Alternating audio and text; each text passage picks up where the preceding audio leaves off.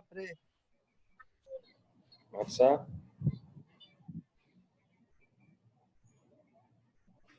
चल नेक्स्ट नहीं किया इधर कौन बाकी है pizza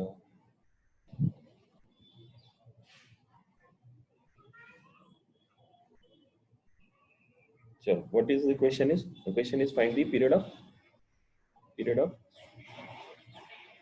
simple pendulum performing simple harmonic motion ऐसा क्वेश्चन है इसका डेरिवेशन है 3 मार्क का 4 मार्क का आता है सो दिस इज व्हाट क्या लिखेंगे सबसे पहले we will write down an definition so an ideal simple pendulum is a heavy particle suspended by a massless inextinguishable fixable string from a rigid support and practically what is that practically which is a different practically वो massless नहीं हो सकता तो that definition has been written हम लोग derivation 6 steps में लिखते हैं first step is over first step is what first step is definitions हमने लिख दी what is second step will be writing the symbols right symbols लिखो explanation को जो भी है पहले explanation लिख दिया तो भी चलेगा and the symbols are let L is equal to length of simple pendulum M is mass T dash is tension along the string which is acting on the along the direction of the string so पूरा लिखेंगे right and then the explanation will write explanation क्या कहिए कि भाई ये rigid support को bob connect किया और फिर उसके बाद में उसको थोड़ा सा then we have given a slide क्या कर दिया उसको the pendulum is displaced through a small angle theta and released it ये sentence लिखना पड़ेगा after that the bob starts oscillating on either side of the mean position ये लिखना पड़ेगा right so that is what then figure में मैंने जैसा बोला you have to draw it very properly rigid support then 3 positions of the pendulum mean position and 2 extreme positions then length of pendulum also angle of this is oscillation then t dash the tension is along the string towards the support right tension किधर जाएगा ऊपर जाएगा now this is right now mean position A the extreme position B and C now this at the B point किसी भी एक जगह पर हमको ये mass weight of the bob will be always directed towards the gravitation right towards the earth so it is exactly mg now this mg weight component will be resolved in two components mg sin theta and mg cos theta the horizontal component is mg sin theta which is along the motion of the or movement of the bob and other one is mg cos theta which is vertical component of the mg which will be exactly opposite to the tension right so these are the two parts now two parts is over now this part is also now we have to write down these two balancing conditions. The two balancing conditions at extreme position, the tension or mg cos theta is balanced by tension in string and mg sin theta is balanced by restoring force. Mg sin theta is balanced by restoring force. So that is what we have started. Mg sin theta is balanced by restoring force and both are opposite to each other. So we are taking f is equal to minus mg sin theta. But for very small theta, sin theta is taken as approximately sin theta is taken as theta radians. Radians are degree नहीं. Sin theta is taken as theta radians. Right sin theta is taken as theta radians so वो लिखना पड़ेगा radians theta radians so f is equal to minus mg theta but from figure मैं आपने देखा perpendicular निकाले sin theta is equal to x upon l but approximately theta is equal to x upon l substituting this value in here as a value of theta f is equal to minus mg x upon l theta की value substitute की that is equal to x upon l now from here it is clear that the first statement of the chapter right the restoring force is directly proportional to the displacement and which are opposite to each other so that is proved from this ये भी proof आ सकता है prove that with the help of simple pendulum prove that restoring force is directly proportional to the displacement and it is directed both are directed opposite to each other ये भी एक छोटा सा question आ सकता है 2 mark का जिसको यहाँ तक आपको प्रूव करना पड़ेगा यहाँ पे सिर्फ क्या लिखना पड़ेगा ये लिखा है यहाँ पे mg and l are constant therefore f is directly proportional to minus x so this is a proof so एक ही इसमें दो क्वेश्चन आ गए देखो one question is very simple one is what we are proving is find out the period of SHM and this is the second question where it is now telling it if force is directly proportional to displacement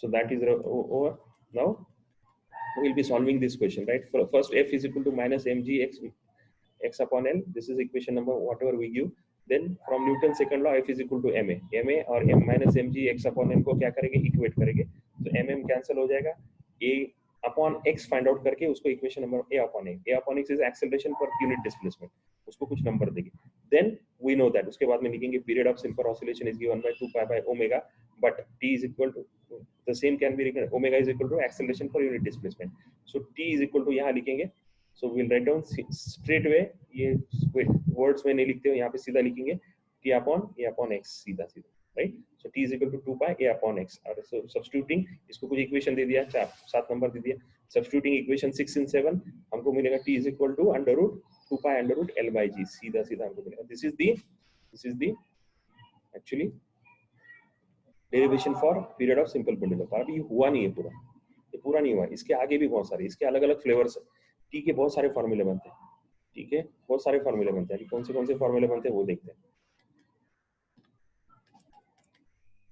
जैसा t is equal to 1 upon n आया तो इसके ऊपर से frequency का भी formula बनेगा, right? Frequency of oscillation, so 1 upon it is 1 upon 2 pi under root g by l, ये भी एक फॉर्मूला बना.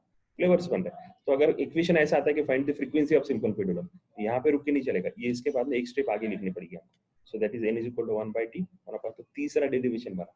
एक ही क्वेश्चन, एक ही आंसर है, एक आंसर के तीन क्वेश्चन, एक ही आंसर के तीन क्वेश्चन, एक आंसर के तीन क्वेश्चन हो गया और एक क्वेश्चन बनेगा, right?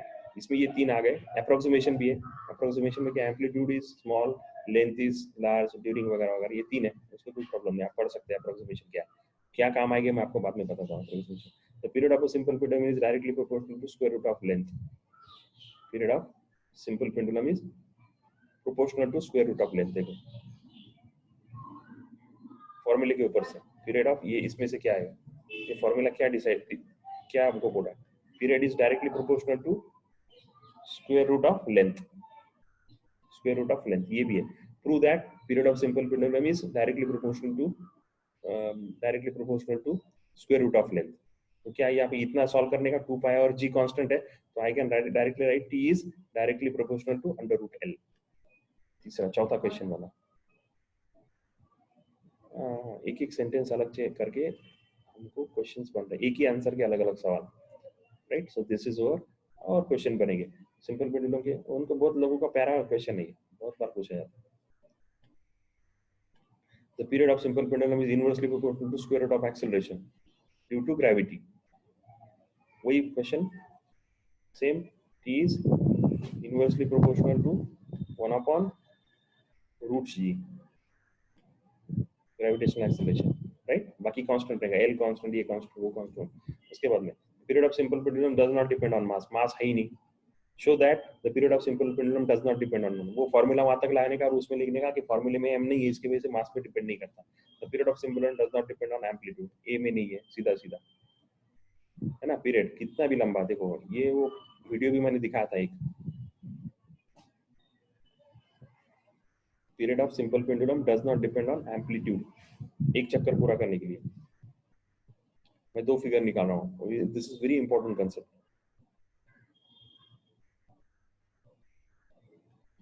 Just drawing two figures.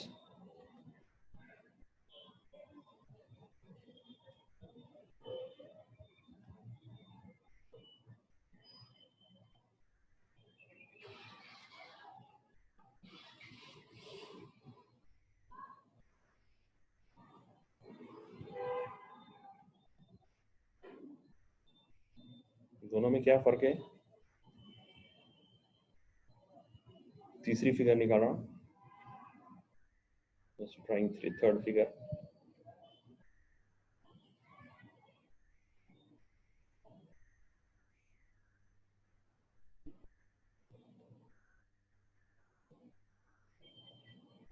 Three figures, blue, red and green में फिगर में ये फर्क है. Figure indicates me, first is इसमें लेंथ और बॉब छोटा है, सेम बॉब यहाँ पे लिया ब्लू में, और इसका क्या बढ़ा दिया, एम्पलीट्यूड बढ़ा दिया. और ये ग्रीन में लिया, सेम रखा है, सिर्फ वो बॉब का मास बढ़ा दिया. तो इसका बोलना है कि ये तीनों का पीरियड सेम आएगा. ठीक है, the period does not depend on मास. ये पेंडुलम के मास के ऊपर पीरियड डिपेंड ही नहीं करता. तीनों का क्या सेम आएगा, तीनों का पीरियड सेम आएगा. और एम्पलीट्यूड के ऊपर भी डिपेंड नहीं करता. ये एम्पलीट्यूड है बराबर ना, this we call it as amplitude. यहाँ से यहाँ तक जो मैक्सिमम डिस्टेंस है, तो दूर से भी अगर डाला तो एक चक्कर पूरा करने के लिए इसको जितना टाइम लगेगा, इसको जितना टाइम लगेगा, और इसको जितना, तीनों को जितना टाइम लगेगा, और three pendulums will have same period. अरे बहुत बड़ी बात है, बहुत बड़ी बात है, राइट? लेंथ चेंज किया आपने तो ही फर्क पड़ेगा. पेंडुलम की लेंथ जो है, ये अगर चेंज किया, दिस लेंथ अगर चेंज कर दिया, ये लेंथ अगर चेंज कर दी, तो ही सिर्फ that and then only period will change, otherwise नहीं चेंज. तो घड़ी जो बनी, पेंडुलम की घड़ी बनी, यहाँ से बनी, शुरुआत यहाँ से, इस फॉर्मूले के ऊपर. पुरानी घड़ियां होती थी अपने दादा लोगों के जमाने में, राइट, पेंडुलम की. So this is what is called as simple pendulum के 5-6 पॉइंट्स मैंने आपको बताया. I hope you have understood it. आपको सारे के सारे क्वेश्चंस लिखना है. क्वेश्चन ज्यादा है, 7-8 क्वेश्चंस मैंने आपको बोला, तो 7-8 क्वेश्चंस लिखने हैं और उसका एक ही आंसर, सारों का आंसर एक ही है. चलो नेक्स्ट पॉइंट. ये कंक्लूजन जितने हैं, ये सारे कंक्लूजन जितने लिखे हैं, ये ABCD सारों को लॉज ऑफ पेंडुलम बोलते हैं. लॉज ऑफ पेंडुलम बोलते हैं. 4 लॉज है. These are 4 laws. Law of, इसको बोलते हैं देखो, लॉ ऑफ मास, इसको बोलते हैं law of mass, law of amplitude, law of length and law of acceleration, law of gravitation, law of gravity. 4 laws है ये. लॉ ऑफ ग्रेविटी, ग्रेविटी के ऊपर डिपेंड करता है कैसा, 1/√g. Law of length, law of length, length के under root पे depend करता है. Law of mass, law of, ये 5 रूट 5 है. ठीक है. So just write down this laws also. तो आगे का पॉइंट पढ़ते हैं हम. Second pendulum. What is second pendulum? जिसमें जो सेकंड जो है उसका पीरियड 2 सेकंड देने का. डायरेक्ट पीरियड की कीमत कितनी लेने की? 2 सेकंड लेने की. पीरियड की कीमत इस 2 सेकंड लेने की, और फिर कितनी लेंथ आती है उसको सेकंड पेंडुलम बोलते हैं. सिंपल है. जो फॉर्मूला आया था उसमें टी की कीमत कितनी डालने की, पीरियड की कीमत कितनी डालने की? 2 सेकंड. 2 सेकंड डालने की तो कितना आएगा देखो, 2 second. T is equal to, substitute T is equal to 2 second, तो 2 2 कैंसिल हो जाएगा, यहाँ पे 1 आएगा. Right. So 1 is equal to pi under root LS upon G. L क्यों? सेकंड पेंडुलम करके लेंथ ऑफ सेकंड. कितनी लेंथ आएगी? तो L कितनी आएगी? G अपॉन पाई स्क्वायर आएगा. देखो स्क्वायर करेंगे दोनों साइड, तो इधर ये 2 2 कट हो जाएगा, तो इधर पाई बचेगा, तो पाई स्क्वायर हो जाएगा. राइट. स्क्वायर करेंगे तो 1 का स्क्वायर 1 होगा. चलो इधर सॉल्व करता हूँ मैं इसको. 2 2 कट हो जाएगा, 2 2 कट हो जाएगा. उसके बाद so that is equal to 1 is equal to pi into under root L upon G. Right. Pi इधर लेकर आ गए तो 1 अपॉन पाई हो जाएगा, 1 अपॉन पाई हो जाएगा is equal to under root, this is L upon G. Right. So therefore square करेंगे तो 1 upon pi square is equal to L upon G. Right. तो L कितना आएगा? L is equal to G upon pi square. So this is L is equal to G upon pi square. Right. So this is the length of second pendulum. Seconds 2 seconds करके second pendulum बोला जाता है उसको. वो scientist का नाम भी था, कुछ बोलते हैं, ऐसा बोलते कुछ लोग, पर पता नहीं एग्जैक्टली, पता नहीं. Right. So this is second pendulum का फॉर्मूला है. ये भी एक फॉर्मूला है. L is equal to G upon pi square. Using this relation we can find the length of the second pendulum as a place. We know the acceleration due to gravity at a place. Experimentally LS is known. It can be used to determine acceleration due to gravity at. ये क्यों ऐसा निकाले? अगर LS हमको पता है तो देखो, आपने को ये मालूम है, मैंने ये 11th में भी पढ़ा था और 10th में भी पढ़े थे, अर्थ के हर लोकेशन पे G की वैल्यू सेम नहीं होती, अलग अलग होती है. इक्वेटर पे अलग होती है और ये पोल पे अलग होती है. तो अगर LS हमको पता है, पहले से हमने अगर मॉडिफाई LS कर दिया और उसको दुनिया में हर जगह पे जाके लेकर गए सेकंड पेंडुलम को, तो G फाइंड आउट कर सकते हैं. LS अगर हमको पता है और दुनिया में मैंने बना दिया एक पेंडुलम, LS 2 सेकंड वाला पेंडुलम बना दिया, तो मेरे को मालूम है लेंथ कितनी है अभी उसकी, और पूरे दुनिया में मैं उसको लेकर घुमा और हर जगह पे जाके, हर सिटी में, दुनिया के हर सिटी में जाके मैंने उसका एक्सपेरिमेंट, पोल पे गया, अंटार्कटिका में गया, अमेरिका में गया, अरबी इसके सी में एकदम नीचे चला गया, ओशन में लेके चला गया, ये बन के स्कूबा डाइव बन के नीचे अंदर चला गया, एरोप्लेन में लेके एकदम ऊपर लेके चला गया, अमेरिका में, न्यूजीलैंड गया, सारी जगह पे जाके मैंने उसका चेक किया. तो हर जगह पे उसका क्या, अर्थ का ग्रेविटेशन कितना है वो फाइंड आउट कर सकते हैं. उससे किया गया है फाइंड आउट, इसी से किया गया करके सेकंड पेंडुलम को अलग से इतना इंपॉर्टेंट दिया गया, क्योंकि लेंथ पता है ना. फिर लेंथ पता है तो एक चीज अगर पता होगी तो ये फॉर्मूले में L मालूम है, L अगर मालूम है तो T तो आराम से निकाल सकते हैं. T भी मालूम है, L भी मालूम है, तो G हमको हर बार निकलेगा, आसानी से निकलेगा. Right. So that is what second pendulum is very important. Now ये भी न्यूमेरिकल अच्छा है, ये न्यूमेरिकल वाला भी अच्छा करो आप सेकंड पेंडुलम के ऊपर, सॉरी सिंपल पेंडुलम के पीरियड के ऊपर है, वो फाइंड आउट करो. पीरियड निकालने के लिए बोला, तो देखो आप एक्टिविटी भी उसकी जैसी है ना. ये पढ़नी है आपको, क्योंकि आप कुछ पढ़ाई करने रहे और इसका लिखना है. एक्टिविटी में क्या है, थीटा और T अपॉन T0 कैसा है वो उसको लिखना है. राइट. एंड देन ये भी है समर सीजन में पेंडुलम क्लॉक, जो पुरानी घड़ियां होती थी ना पेंडुलम क्लॉक, वो क्या होती थी, थोड़ा सा उसमें टाइम में फर्क पड़ जाता था. और क्यों पड़ता था समर में? तो वो उसका भी ये न्यूमेरिकल है, अच्छा न्यूमेरिकल है, बहुत अच्छा। ये दोनों 5.8 9 10 11 बहुत अच्छे न्यूमेरिकल है, 8 9 10 11 अच्छे न्यूमेरिकल। आप सॉल्व करो देखो, राइट, फाइन। उसके बाद आता है ये कोनिकल पेंडुलम और सिंपल पेंडुलम। ये टेबल को अपन बाद में देखते हैं, पहले कोनिकल पेंडुलम कहीं आया के देखते हैं, पहले सॉल्व किया हुआ कि नहीं। कोनिकल पेंडुलम कहीं लिया ही नहीं, अस्तगफिरुल्लाह, पॉइंट ही छोड़ दिया उन्होंने। कोनिकल पेंडुलम कहीं तो होगा ना, नहीं नहीं है। चलो कोनिकल पेंडुलम बताता हूँ मैं क्या है।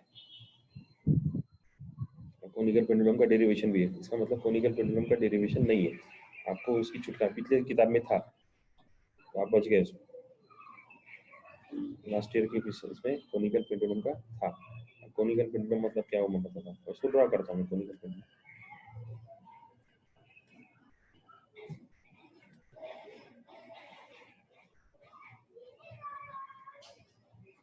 पेंडुलम ही है, बट जो बॉब है, ये जो नीचे वाला बॉब है, वो ऐसा एक लाइन में नहीं घूमेगा, वो सर्कल में घूमेगा।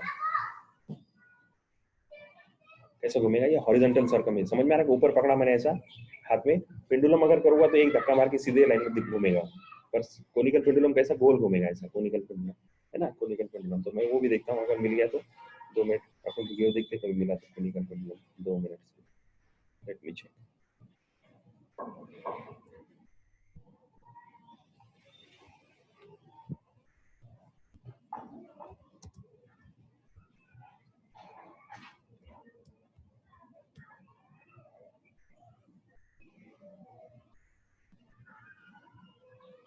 मुझे लगता है इसमें होगा।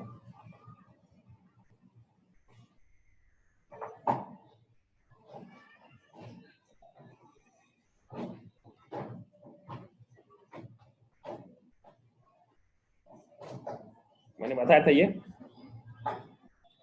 सर्कुलर मोशन में बताया था कोनिकल पेंडुलम,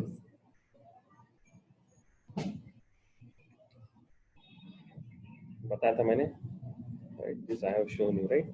कोनिकल पेंडुलम को सर्कुलर मोशन के मैंने बताया था, आपको याद है? याद है? पर उसका वीडियो में देख रहा हूँ, अगर मिल जाए तो 2 मिनट। ये तो मेरी वीडियो ज्यादा आ रही है, तो मैं लॉग इन हूँ। 1 मिनट,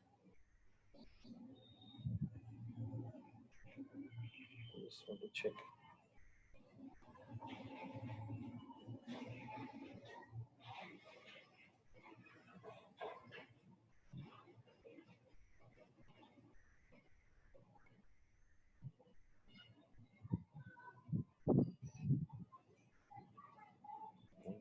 ये वीडियोस आप देखो, ये वाला अच्छा वीडियो, 1 घंटे का करीब करीब वीडियो था वो।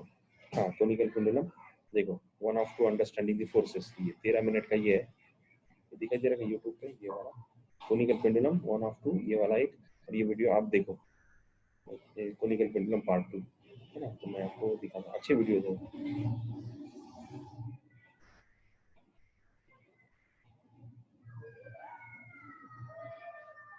ये देखो, ये सर्कुलर मोशन ऐसा घूम रहा है ना, इसको कोनिकल पेंडुलम बोलते हैं।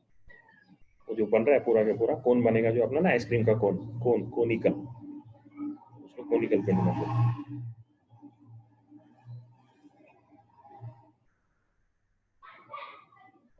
Right. This is called as conical pendulum. तो इसके पूरे आपने ये सर्कुलर मोशन जब पढ़ा थे, इसको अच्छे से पढ़ा है, राइट। आई थिंक बहुत अच्छे से पढ़ा है, इसके रिजोल्यूशन वो वगैरह वगैरह सारे अच्छे से किए, right. This is everything we have done it very nicely. अगर आपको याद है तो मुझे लगता है इससे अच्छे से पढ़े,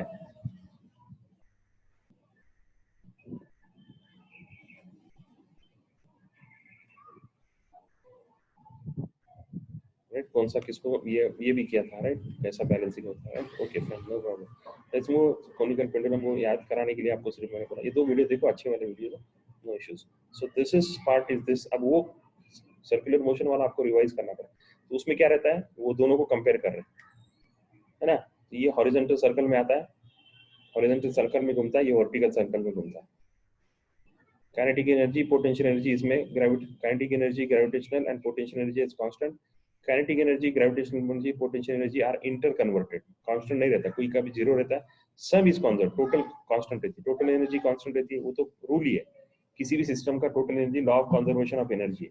इसमें तीनों कांस्टेंट है, इसमें चेंज होता रहता है पर टोटल सेम है ना। ये बहुत, आप ये समझो, ये मैं ऐसा कर रहा हूँ, ये ऐसा कर रहा हूँ, ये 12th के एग्जाम के हिसाब से मैं ये बोल रहा हूँ, ये नहीं कि आप बनाते ना ऐसा हो क्या 3 मार्क का क्वेश्चन है कि थ्योरी का, क्योंकि थ्योरी क्वेश्चन बहुत कम है, थ्योरी क्वेश्चन पूछने के लिए ये बहुत अच्छा है। Compare conical pendulum and simple pendulum, और वो 3 मार्क का अगर आएगा तो 6 पॉइंट लिखने पड़ेंगे उसमें, 6 के 6। हॉरिजॉन्टल कंपोनेंट ऑफ फोर्स, ये वाला भी पॉइंट है, देख लो कौन किसको बैलेंस करता है, ये पीरियड कितना आता है, वो पीरियड कितना आता है, ये अपन ने निकाले थे, एल कॉस थीटा है अगर आपको याद है ना सर्कुलर मोशन में। उसके बाद में string always makes fixed angle, इसमें लार्ज एम्पलीट्यूड का है, और ये बहुत सारे आप पढ़ो, ये लिखो सिंपल पेंडुलम का, ये अच्छे से लिखो, है ना। ये तो कंपेयर करना बहुत मुश्किल बात नहीं है, करो पर कंपेयर सिंपल पेंडुलम और कोनिकल पेंडुलम को कंपेयर किया, राइट। चलो, 2 पॉइंट हुए अपने, 2 पॉइंट आज पढ़े, एनर्जी का बचा हुआ पार्ट पढ़ा, अगर डायग्राम देखा, और सिंपल पेंडुलम, और उस सिंपल पेंडुलम के 2-3 फॉर्मूले वगैरह देखे, और उसका न्यूमेरिकल से, और उसके बाद में सेकंड पेंडुलम और कोनिकल पेंडुलम उसको कंपेयर किया, राइट। उसके बाद अभी एंगुलर रेसिस्टेंस एंड डिस्प्लेसमेंट, ये हमने पढ़ा है ऑलरेडी, फिर भी थोड़ा सा मैं बता देता हूँ। एंगुलर डिस्प्लेसमेंट मेटालिक डिस्क लिए, अगर गोल घूम रही है तो उसका एंगुलर रेसिस्टेंस हो जाएगा, ये वाली, इसको क्या बोलेंगे, है ना, सर्कुलर अगर घूम रही है तो एंगुलर रेसिस्टेंस, कोनिकल का ये पार्ट है सेक्शन, ऐसा गोल घूमेगा ये, तो दिस इज एंगुलर डिस्प्लेसमेंट। इसको एंगुलर को दूसरा नाम आता है, कभी कभी प्रॉब्लम आ जाती है, टॉर्शनल बोलते हैं, टॉर्शनल, टॉर्क की वजह से, टॉर्क मतलब गोल घुमाने को जो फोर्स इस्तेमाल होता है उसको टॉर्क बोलते हैं, वो पढ़ने वाले हम रोटेशनल मोशन, आधा हिस्सा बाकी अपने चैप्टर का, राइट। एंगुलर का दूसरा नाम है टॉर्शनल, टॉर्शनल एंगुलर का दूसरा नाम है टॉर्शनल। जब भी कोई गोल चीज घूमती है तो ये गोल घूमने वाली चीज का अपने को फॉर्मूले निकालने के, अब ये जो पार्ट है ये थोड़ा सा मैं क्या करूंगा, अभी थोड़ा सा इतना, ये एक पार्ट सिर्फ थोड़ा छोड़ दूंगा, क्यों छोड़ूंगा, क्योंकि अपना रोटेशनल मोशन का पार्ट नहीं हुआ है, तो रोटेशनल मोशन का पार्ट पर वैसे मैं बताऊंगा अभी, मतलब कंप्लीट करेंगे पर उतना डिटेल में नहीं जाएगी सिर्फ, क्यों, क्योंकि ये सारे tau is equal to theta वगैरह ये फॉर्मूले हमने नहीं पढ़े, टाउ इज टॉर्क, तो ये रोटेशनल मोशन का पार्ट है ना, और ये आई स्क्वायर ओमेगा ये तो पढ़ाया था मैंने, तो ये समझ में नहीं आएगा, और ये एंगुलर मोशन के फॉर्मूले हैं, एक ही फॉर्मूला, ज्यादा बड़ा नहीं है, एक ही पॉइंट है ये, एंगुलर डिस्प्लेसमेंट और angular oscillation, right, angular resistance, ये एक ही है, आता फॉर्मूला वो एक ही आता, बस इतना ही छोटा सा ही, ज्यादा नहीं है, बट डेफिनेशन है, तो angular resistance is defined as, ये डेफिनेशन है, इसका तो कोई प्रॉब्लम नहीं है अपने को, डेफिनेशन पढ़ने में तो कोई प्रॉब्लम नहीं है, और पीरियड भी तो वही आता है, तो that is not an issue, सिर्फ वो एक फॉर्मूला जो है d2i का वो बाद में देखते हैं। Angular resistance is defined as the oscillatory motion of a body in which torque for angular acceleration is directly proportional to the angular displacement and its direction is opposite to the, वहाँ पे force था, यहाँ पे torque है, force is directly proportional to, यहाँ पे कौन है, टॉर्क, क्यों, एंगुलर में कोई भी चीज को गोल घुमाने के लिए जो फोर्स आता है उसको टॉर्क बोलते हैं, फोर्स नहीं बोलते, बराबर, ये बताया था मैंने आपको, ये इतना सारा पार्ट हमने देखा है, थोड़ा सा पार्ट देखा है, so torque for angular acceleration is directly proportional to displacement, वो भी ऐसे ही देखो, F is proportional to X,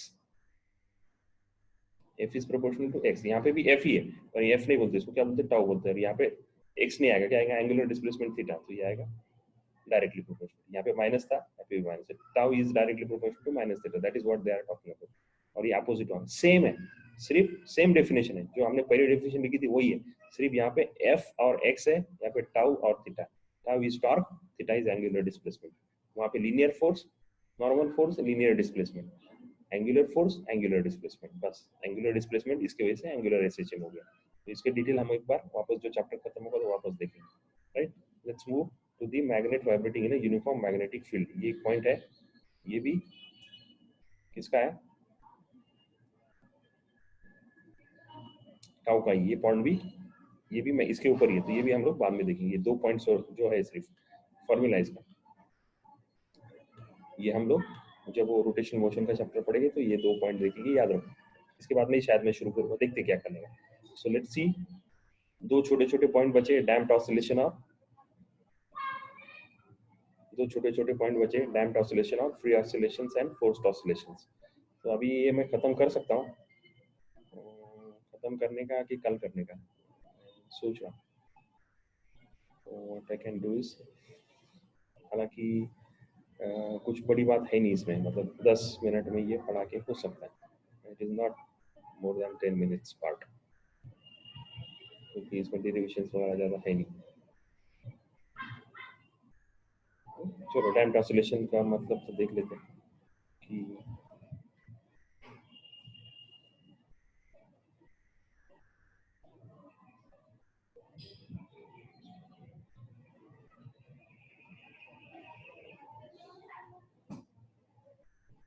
चलो डैम्प्ड ऑसिलेशन खत्म करते हैं, फिर बाद में बचा हुआ देखते क्या। डैम्प्ड ऑसिलेशन मतलब, ऑसिलेशन मतलब क्या? ऑसिलेशन मतलब है ना, जैसे नीचे ऊपर होना या आगे पीछे होना। अब डैम्प मतलब क्या? डैम्प मतलब जिसकी, अब ये 1 मिनट मैं ये निकालता हूँ, है ना, ये फिगर निकालता हूँ, ये अपना पेंडुलम से फटाक से समझ में आता है। पेंडुलम निकाल, अब इसको मैंने यहाँ पे लेके छोड़ दिया, वो क्या करेगा, मूव करेगा, ऊपर लेके गया और धक्का मार के उसको छोड़ दिया बॉब को, ये क्या करेगा, ऑसिलेट करेगा, बराबर ना? तो करेगा करेगा, थोड़ा थोड़ा थोड़ा थोड़ा उसका एम्पलीट्यूड कम होता जाएगा, बराबर ना? एम्पलीट्यूड मतलब जहाँ तक वो पहुंचता है मैक्सिमम डिस्प्लेसमेंट, मैक्सिमम डिस्प्लेसमेंट उसका कम कम कम कम होते जाएगा और बाद में आके वो रुक जाएगा।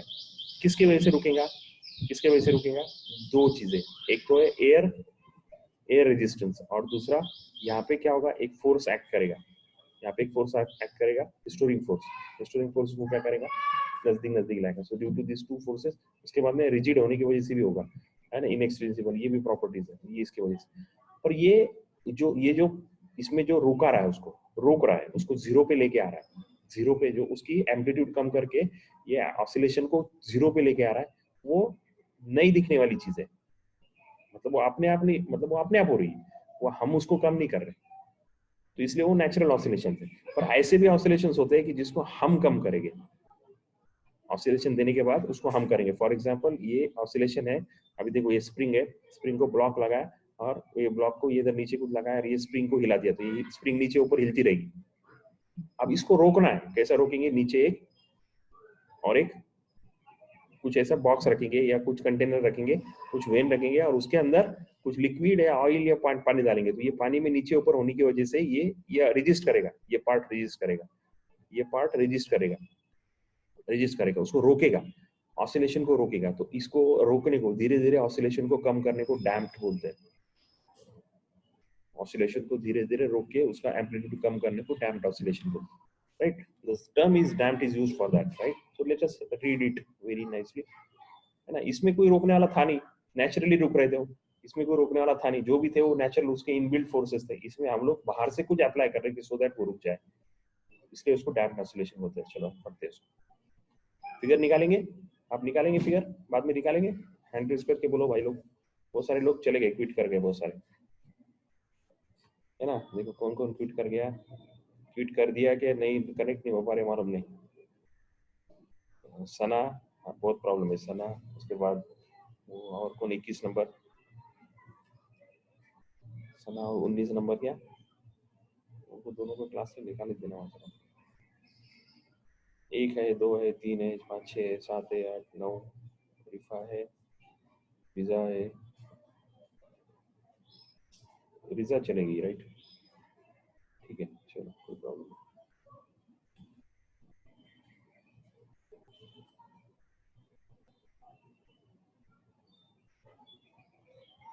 फिगर निकालो आप इसको, राइट? इसको डैम्प्ड ऑसिलेशन बोलते हैं। Amplitude of oscillation of an oscillator is reduced by application of an external force, that is what. हो गया, समझ में आ गया? एम्पलीट्यूड को रिड्यूस किया जा रहा है by external force. Amplitude of oscillation is reduced by external force. The oscillator and its motion are said to be damped. अब यहाँ से definition. Periodic oscillations of gradually decreasing amplitude are called as damped harmonic oscillations. जो धीरे धीरे कम होते हैं उसको damped harmonic oscillations बोलते हैं, and the oscillator is called as damped harmonic oscillator. चलो definition लिख लो, definition लिखो, कम टाइम बचा है, definition लिखो, जितना होगा उतना करेंगे आज, जितना भी होता है उतना करेंगे। देखो ये दो डेफिनेशन एक साथ है, एक damped harmonic oscillations and oscillator। देखो देखो, two definitions from here to here, लिख लो। Periodic oscillations of gradually decreasing amplitude are called as damped harmonic oscillations. Periodic oscillations of gradually decreasing amplitude are called as damped harmonic oscillations, and the oscillator is called as damped harmonic oscillator. And the oscillator is called as damped harmonic oscillator.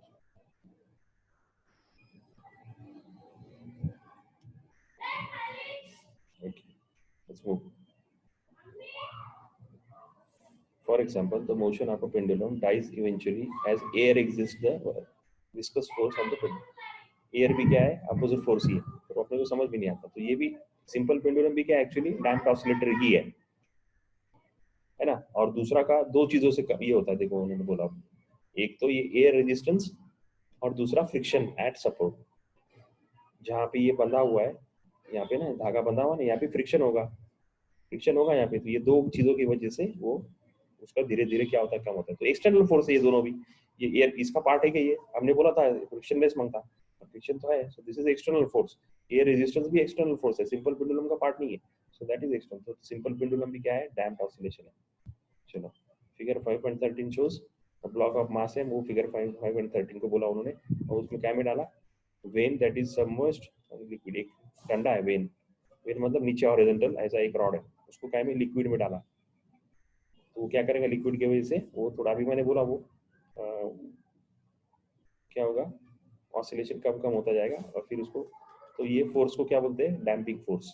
अब ये कल देखते हैं ये वाला. This force is called as the damping force, F T. F is equal to minus k x. अब यहाँ पे के एक्स की जगह पे क्या आएगा, F D is equal to minus B V आएगा, where B is proportionality constant and V is speed. So force is directly proportional to speed. ऐसा करके ये कल देखेंगे, आज नहीं देखेंगे ये एफ टी वगैरह. ठीक है, फाइन. अब इसमें से एक बात आपके समझ में आई क्या, देखो ये पूरा चैप्टर सर्कुलर मोशन पे डिपेंड है, पूरा चैप्टर सर्कुलर मोशन पे और रोटेशन मोशन पे. एक पॉइंट जो हमको पढ़ना है अभी. तो फिजिक्स का ये एक खासियत है, एक चीज दूसरी चीज से लिंक्ड है. अगर वो ठीक से नहीं पढ़े ना तो बहुत प्रॉब्लम हो जाती है. तो इसलिए मैं बोल रहा हूँ क्लासेस, देखो अभी वही बोला ना मैं, देखो अभी 16 बच्चे थे, अभी 11 ही है. बिंदास चले जाते हैं, मतलब ऐसा कुछ, ऐसा लगता भी नहीं कि सर को बुरा लगेगा, भाई ये आदमी इतना जान निकाला अपने लिए.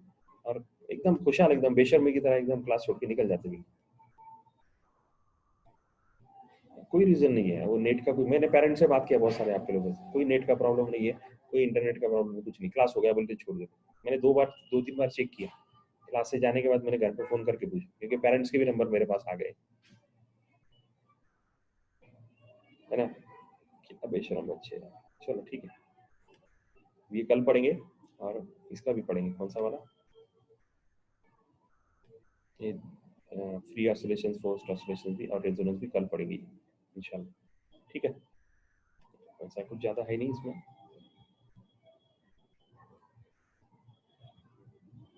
तो अभी हम लोग थोड़ा सा, एक मिनट सिर्फ,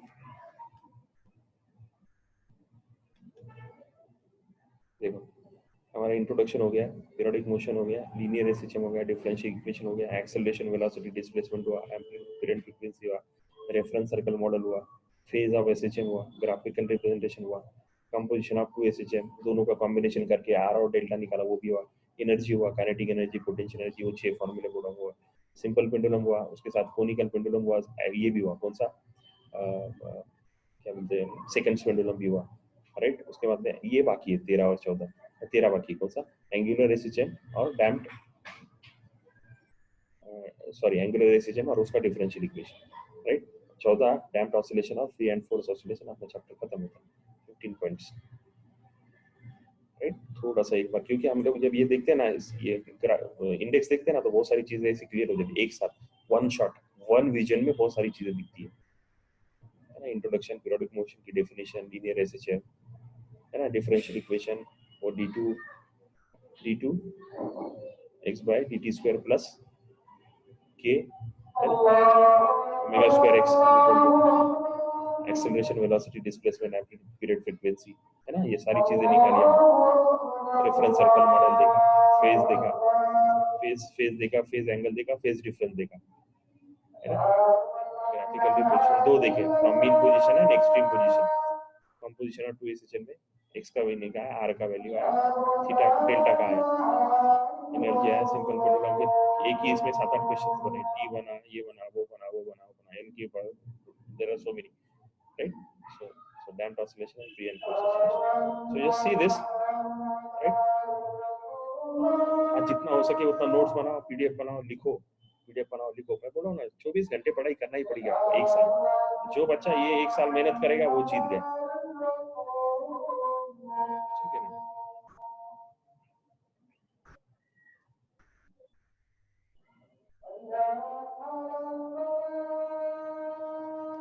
ठीक है, कुछ और सवाल है तो बोलो, अदरवाइज थोड़ा सा आजान भी हो रही। कल 6 बजे क्लास होगी। एक नवेद और Mateen, if possible if you can call me back. Naved और मतीन क्लास के बाद थोड़ा सा अभी कॉल करो, ठीक है? नमाज से पहले कॉल करो। चलो मैं बंद करता हूँ, कल 6 बजे मिलेंगे, ठीक है? हमारा 6 o'clock चैप्टर को खत्म करते हैं इंशाल्लाह। ओके।